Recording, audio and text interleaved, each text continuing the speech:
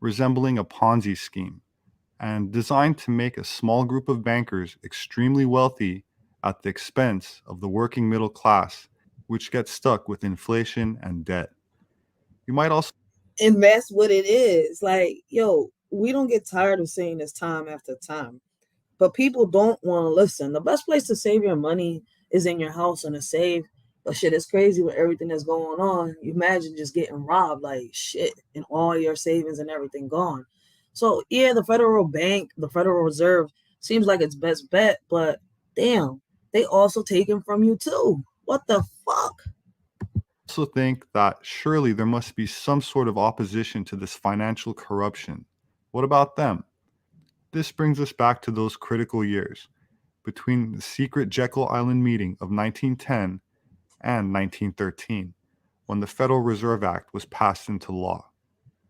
To understand what happened to the opposition to the central bankers, we need to take a look at a man named J.P. Morgan, an American financier and banker who dominated corporate finance on Wall Street during the late 1800s, when he was a driving force behind the wave of industrial consolidation in the United States, spearheading the formation of several prominent multinational corporations, including U.S. Steel Corporation and Listen up. General Electric, with controlling interests in AT&T, Western Union, and 24 railroads.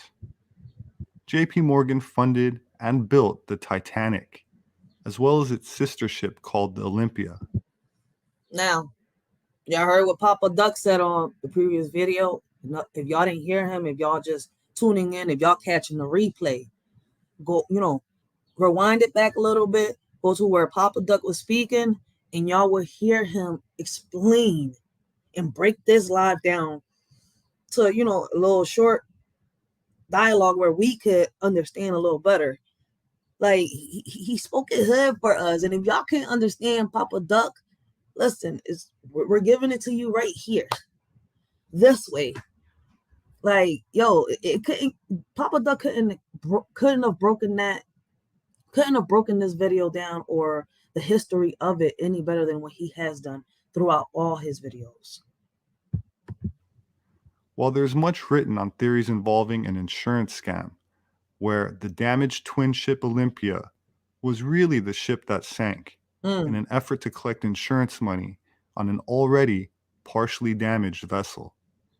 I won't be addressing that conspiracy theory at Let's go back. Even though they say it's a conspiracy theory, I want y'all to really listen to what he just said, right? for railroads.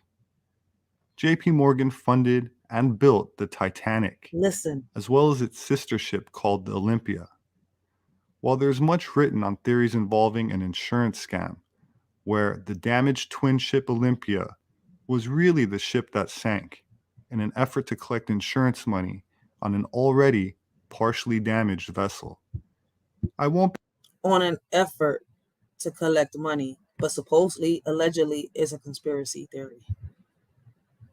be addressing that conspiracy Guys, make sure y'all hit that like button, hit that share, help a shorty get into the algorithm. Make sure y'all subbed up and check out our Writers for Life, y'all shorty Racheal page. I'm going to be, I'm switching up everything. I'm going to be doing the reaction videos over here, and I'm going to be taking a little more personal over there. That's going to be more, where we just talk and let it out.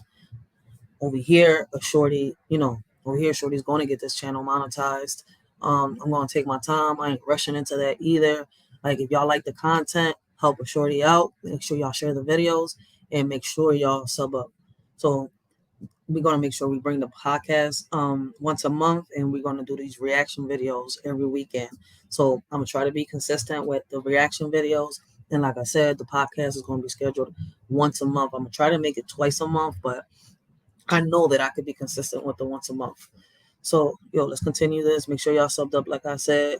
And I want to thank everybody that has been rocking out with a shorty since the beginning of the year and, helping her out. Like, we've been networking, we've been building, and, shorty loves it because that's what she's here for.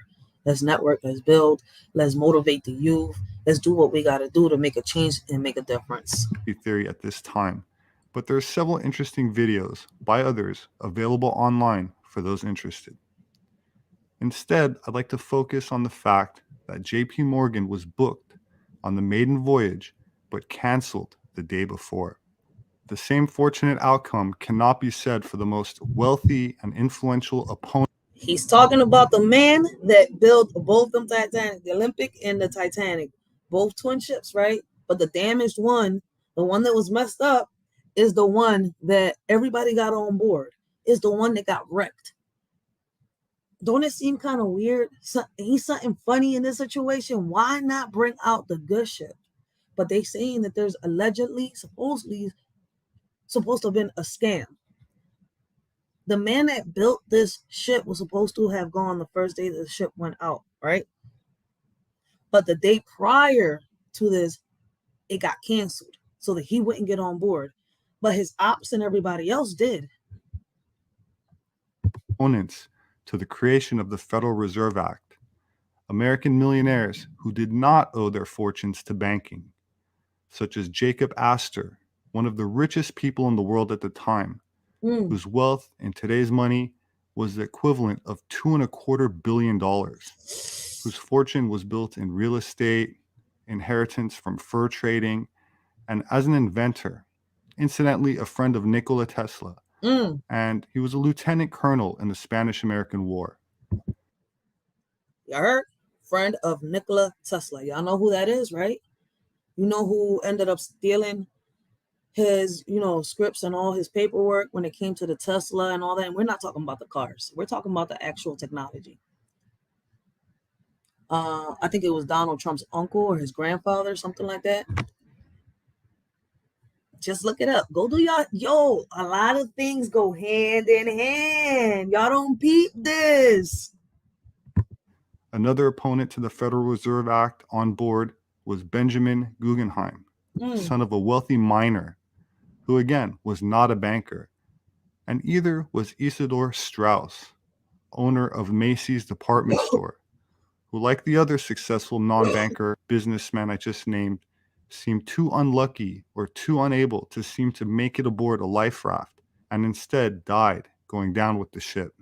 It's interesting to note that there were no red flares on board to signal any boats for rescue. Only white flares that signal a party or that everything Ain't that interesting? Keep listening. Ain't this interesting? is okay. Yet these wealthy and politically influential men opposed to the Federal Reserve were invited aboard the Titanic for its maiden voyage, the same trip that J.P. Morgan conveniently decided to back out from at the last minute, with no Rockefellers and no Rothschilds on board. All major opposition perishing aboard the ship in 1912. Ain't it interesting? And it's crazy how, the Rockefellers are still in existence to this day. With the Federal Reserve Act established the following year, during the What I want y'all to peep is all the people that canceled the trip the day prior. Were these people sacrificed? Like the millionaires that went into that submarine? They knew what was going to happen if these people went all the way down there. We all know what happens. We know about the pressure of the water, especially with an island full, a place that's surrounded with, I could imagine, y'all do your own research. Don't go by what a shorty's saying. Do your own research. holiday season passed through Congress when most were not even present. Paul Warburg himself, who was the author of the act, and the other bankers signal a party or that everything's okay. Have to rewind it so y'all could listen to this real carefully, guys. Just listen real carefully. There was no red flares. But in the Titanic, they made it seem like there were red flares. And it's crazy how that one lady was the one that survived, ain't it? Ship. It's interesting to note that there were no red flares on board to signal any boats for rescue. Only white flares that signal a party or that everything's okay. Yet these wealthy and politically influential men opposed to the Federal Reserve were invited aboard the Titanic for its maiden voyage, the same trip that J.P. Morgan conveniently. Basically, young Riaz, breaking it down for you to understand, you're not off point, but let me get on here real quick. Right? The whole point of showing this is to show y'all that the Titanic, it was sabotaged. Some way, somehow, they knew that this ship was messed up. It wasn't ready for people to go on board. But they still brung the wrong ship. They still brung in the messed up ship, knowing the consequences. They knew that people was going to die. I don't know if you understand where I'm coming from. Like, the whole point was that they kill these people intentionally. You see my point? Like, it seems more like an intentional death. Like, they meant to kill these people. Like, they knew they was going to kill these people. I'm trying to break it down so that you can kind of understand. So that's why I'm saying it's kind of like, yo, were these people sacrificed, and why? Why would they sacrifice them? But see, it kind of makes sense. And when you put 2 and 2 together, and when I'm done a little bit of this, because I'm going to do a part 2. I'm going to do a part 2 tonight. I'm going to be on some late night stuff. So showing the rest of this video, I'm not going to show this whole video. But I am going to do a part 2 to this. I'm going to finish the video off, listening to it and speak on it. And if people want to hop on, they can. But I'm going to show a little bit more of this. I want y'all to really pay attention. For everybody that catches this replay, listen to what he's saying right here. If they would have bought the original Titanic, like there was twin ships, one was messed up, one wasn't. They decided to bring out the one that was messed up and let people on board, knowing that it was going to either sink or, something bad was going to happen. Regardless of anything, they knew it, but they didn't tell the people on board. So it seems like it was a setup. They set up the people they got on board to kill them. That's what it seems like, allegedly.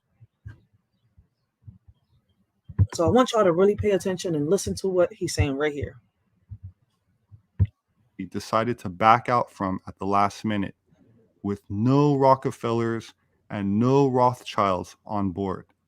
All major opposition perishing aboard the ship in 1912, with the Federal Reserve Act established the following year during the holiday season, passed through Congress when most were not even present. Paul Warburg himself, who was the author of the act, and the other bankers had to, for the first time in their life, come down to Washington and lobby in the halls of Congress to get the Federal Reserve Act passed.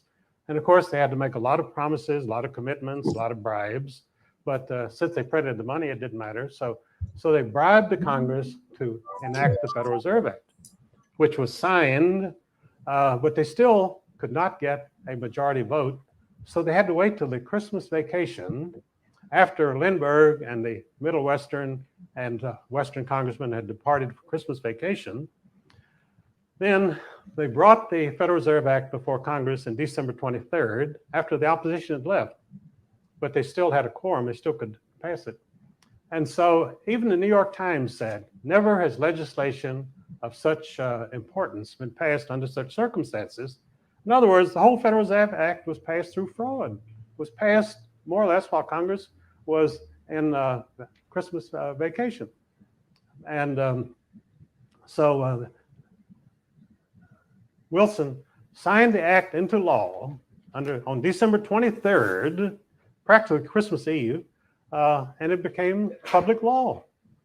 So now that they had a central bank with the power to print all the money they wanted, a privately owned bank, and the Federal Reserve Act itself is an amazing act. It's an act of total monopoly because So, in my opinion, basically the Titanic, well, the whole setup was to get the people that wasn't letting them get what they wanted out the way. Basically, that's what it was. It was a setup, getting the people out the way that was not letting them get what they wanted and needed. So eliminate your enemy and you get what you want. Basically, allegedly, that's what they're saying. every word in it, first of all the money that the bankers can print becomes an obligation of the U.S. government, which means the U.S. taxpayer. Second, the stockholders of this private bank included in the legislation that no Federal Reserve Bank stock could ever be bought or sold on any exchange in the world. So in other words, the initial purchasers would own it in perpetuity, which is what happened because the Rothschilds, Warburgs, and Schiffs all bought the original stock in 1914 and have owned it ever since. And they've put it into foundations, so it can never be touched. And these foundations are the real government of the United States, Rockefeller Foundation. Nearly all of your major legislation in the United States is prepared by these foundations. And they submit it to Congress, and of course they have enormous staffs and billions of dollars. So they bring the legislation before Congress, and it's impeccable. It's researched and it's phrased and everything is done just right. And so of course the Congress accepts it. And they look around, they say, is anybody objected to any of this? And of course there's total silence. Nobody objects. So it becomes law. I bet nobody would object. Shit. They eliminated the goddamn enemy. Shit. Like, fuck. Like, yo, everybody that was supposed to be on that ship got out the day prior. Yo, it's just crazy, right? But all the enemies was left in the ship. Like, yeah, it makes sense now. Like, the whole, like, everything about the wreck, everything that happened that day, it makes a whole lot of sense. But see, everybody wants to go by the movie. Y'all can go by the movie, but y'all seem to forget, right, that a lot of these movies, they may speak a lot of facts, but they twist and turn to make it, you know, nonfiction, fictional, you know, whatever you want to call it. They change names, they do all this. Like, they made it seem like this romantic love story, when in reality, it was a setup. You eliminate the ops, you get what you want. Like, yo, pay attention. I'm sorry, I told y'all, this channel right here, we're going to be raw and uncut with it. We're going to really talk about it. Let's talk about it. Ain't no holding back like I do over there. Let's really talk about it. But I'm not talking by myself. So when we do have an open panel discussion, we could really talk about it. Oh, let's go back.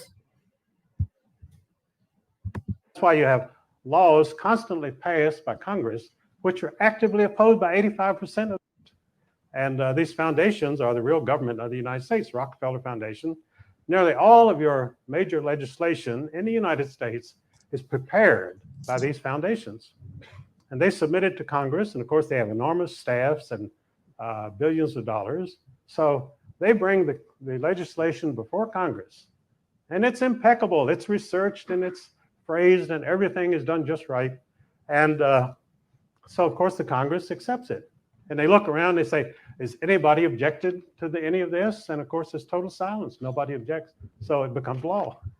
That's why you have laws constantly passed by Congress, which are actively opposed by 85% of the American people.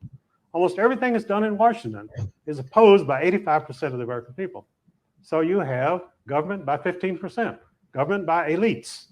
And they're not even Americans. These are international elitists. They have no allegiance whatsoever to... How he says elites. They're governed by elites who are not even Americans. What's going on, America? What's going on? What's going on? But like I've always said, this is America, land of the free, where you got to pay for water, even the air you breathe. United States, just like your Canadian legislatures have no allegiance to you. They have no allegiance to Canada. They're part of the international elite. But of course, they don't say this publicly, and the press hails them all as great patriots and dedicated people, selfless individuals. They love that word selfless. Imagine all your legislators are selfless. They never have a selfish bone in their body because they're working for you. They want to give you things. And of course, the only purpose they have is to rob you. Not only you, but all 6 billion people in the world, because it's a government of robbery. So you have what you call the new economy in the United States, and probably Canada too. And the new economy is simply people working and creating and producing in spite of everything the robbers can do to them. Everything that's accomplished in this country is accomplished in spite of the foundations, in spite of the bankers. People have to work harder to pay the interest, but they do that. They rise to the challenge. At some point, the people will have to make themselves recognized. And they're doing this through the internet. The big question mark is the internet. And that's why Washington has been making frantic efforts to control the internet.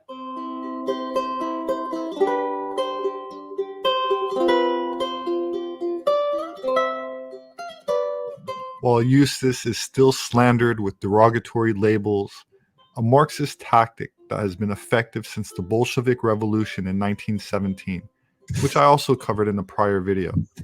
Can anyone today deny that overt media censorship exists, regardless of what one's own political ideology is?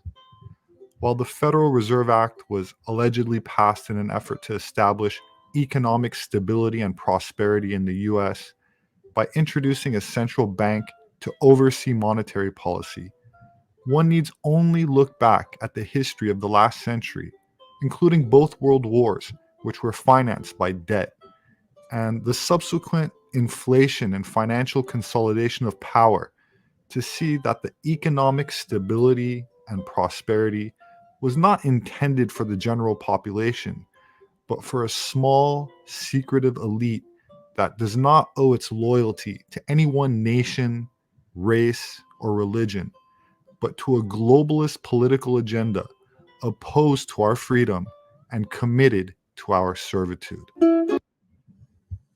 And that's a fact. So we're gonna finish this video on a part 2. I'm gonna end up doing that live tonight. Right now, let's go to Google real quick.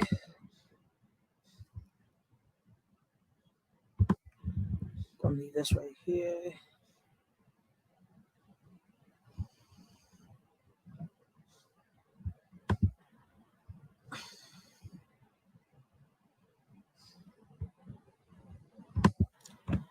What major tragic accidents occurred in 1912?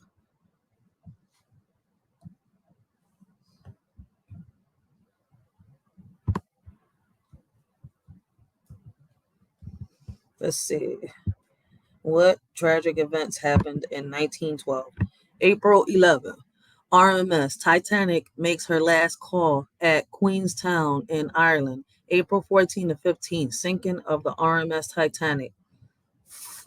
RMS Titanic strikes an iceberg in the northern Atlantic Ocean and sinks with the loss of more than 1,500 lives. The wreck will not be discovered until 1985. Damn. It's crazy how they didn't discover the wreck until 1985, right? What was the biggest tragedy in 1912? On April 15, 1912, after striking an iceberg, Titanic broke apart and sank to the bottom of the ocean, taken with the lives of more than 1,500 passengers and crew. Okay, let's keep going. Let's see what else happened. So y'all just want to talk about just the Titanic, huh? Let's see. Yep, that's all they talking about.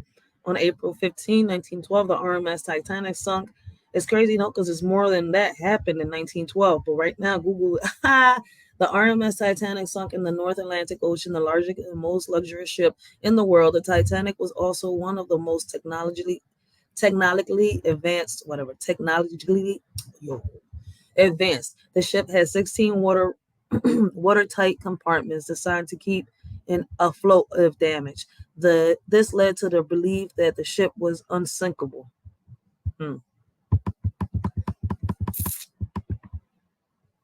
So we're not in April. Let's see. This happened in April. We're in June. So they should be telling me about tragedies that happened in June.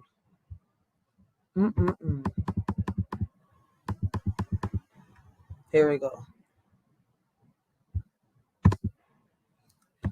The first major battle. Okay, this happened October 10th, 1912 on the Thursday. The first major battle between Greece and the Ottoman Empire in the First Balkan War occurred at Sarantaparo,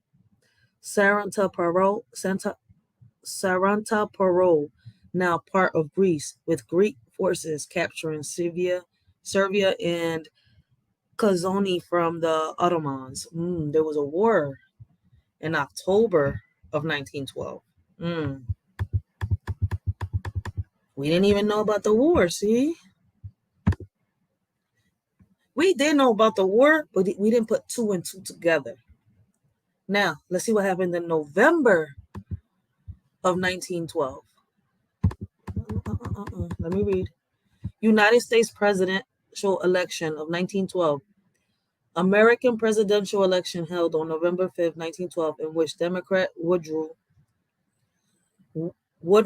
Wilson defeated Bull Moose, progressive candidate and former Republican President Theodore Roosevelt, and Republican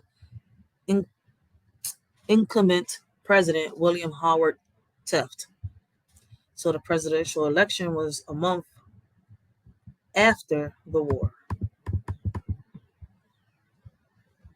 September of 1912. Japanese steamship. Cool. Oh, am I even sharing the screen? Nope, I'm not. Let's share the screen.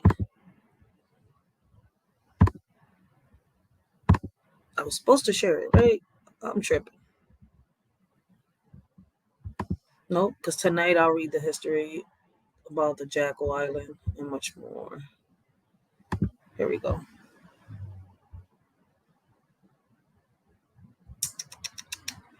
Stream, y'all. Right there. So I'm hoping that y'all can see the screen. This is what I've been reading so far, as y'all can see, and I'm going in order.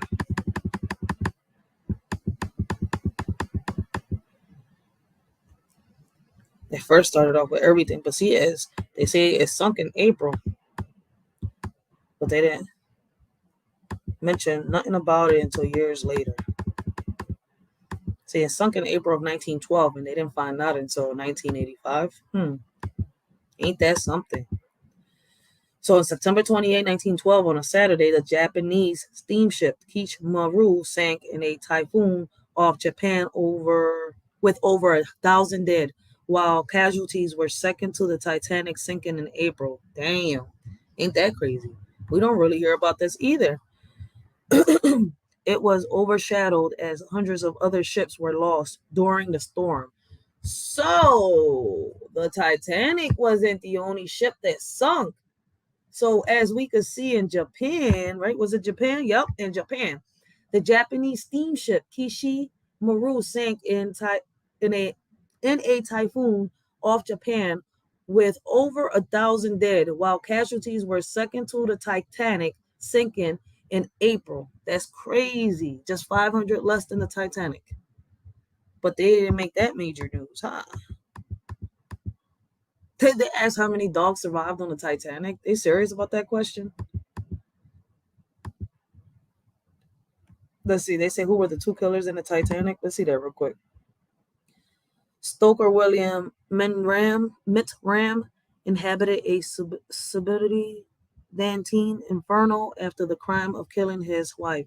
He slaved in punishing heat to propel the souls aboard a White Star liner to a far-flung shore. A.B. George Francis McGull, on the other hand, shunted the decks, almost rubbing shoulders with the passengers. Damn, there were two killers on board, huh? See, I gotta look back. Did they mention that in the movie? I don't really remember the movie like that. But hey, let's see what happened on July 1912.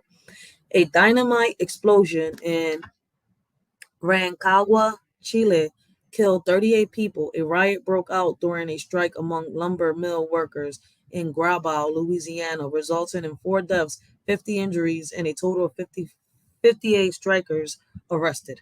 Oh shit. They don't talk about that. That happened in July of 1912. What happened in June 1912? Lasting 3 days, the largest volcanic eruption of the 20th century exploded June 6, 1912, from a new volcano, Navarupta. In the process, it created Katmai caldera and the Valley of 10,000 Smokes. That happened. You know how many volcanoes are erupting right now? And nobody's talking about that? Yo, that's crazy. What happened in January of 1912? We're going to do some more later on. So I'm going to just read January, and I'm going to read August, and I'll read the rest later on.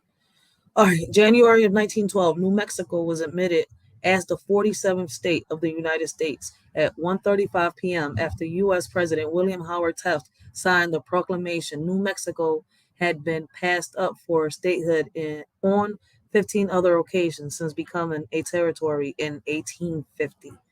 So a lot happened in 1912, right? So we know that, one of the reasons why the Titanic sank was because, allegedly they was trying to get rid of enemies. What's crazy when you do your history on Jekyll Island, was known for a lot of slavery, a lot of, people that did slavery and stuff like that. And at one point, I think it was a time where they eliminated all black people. Something happened. I know we're gonna talk more about this.